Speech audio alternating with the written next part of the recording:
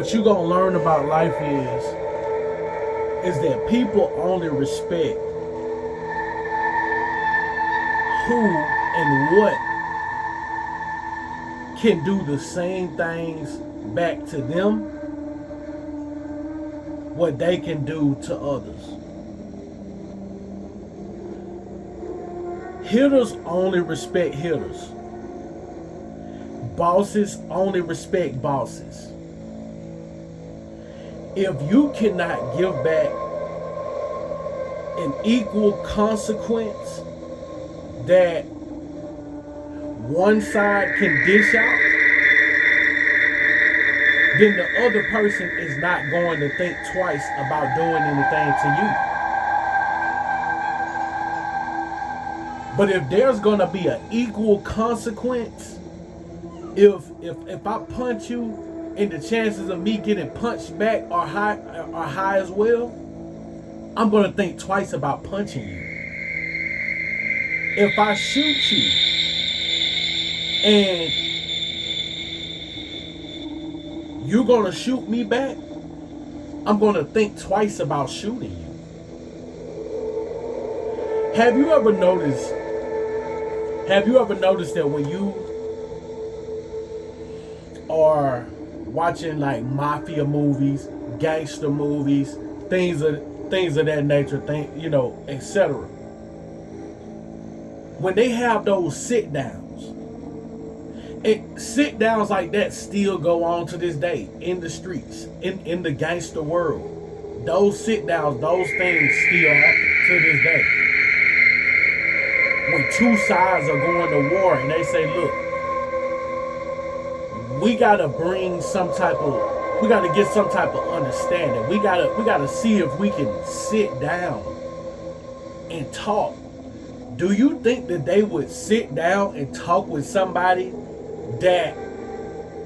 who they feel like they can just straight crush? No. You got the United States of America, one of the greatest powerhouses and forces in the world. We only have a few countries that we're willing to actually sit down and talk with. Why? Because they can do back to us what we can do to them. If you can't do back to me what I can do to you, I'm not going to respect you. That respect is not going to be there. That respect is not going to be established. So maybe you're a pushover. Maybe you're a pushover and people treat you the way they want to treat you. They handle you the way they want to handle you. Why? Because they feel like they can. You're going to have to establish that respect. Maybe you're with a woman. Maybe you're with a woman and she doesn't respect you. She doesn't respect the man that you are. Some men, they choose to put their hands on women. That's not my style. My style is, I'm going to leave. That's what I'm going to do. That's the consequence that I'm going to dish out. I'm going to leave. Because there has to be fear of consequence. If there is no fear of consequence, then people are going to handle you however they want to. You may say, why are you sitting in a closet with a clergy collar on? A hat, 75 South hat. I say, because I want to. But I give a little bit of an explanation. I'm an artist. My artist name is Big Priest. And so, as far as my branding goes, why not? Priest, clergy collar, purple shirt. But my audience is more so in the streets. I talk to people that are in the street. That's mainly who I talk. I don't talk to church people. One of the reasons I don't respect the church. I don't respect the modern day church. I don't. I feel like it's a scam. I feel like they are manipulating people. They are taking advantage of the fact that people need hope, and that's not my game. That's not my game. I rather give you the game than run game on you. I don't play games. I'm a no nonsense type of person. I don't play with people. That's just how I am. That's just how I come. But yeah, if you can't do back to somebody what they can do to you, they are going to disrespect you. They are going to disrespect you. Think about places like prison, where respect is everything. You know, I watch quite a bit of prison content, and I have friends that are still doing time in prison or in jail because of my past and the life that I come from. I come from the streets, you know, and in prison, this is the perfect example.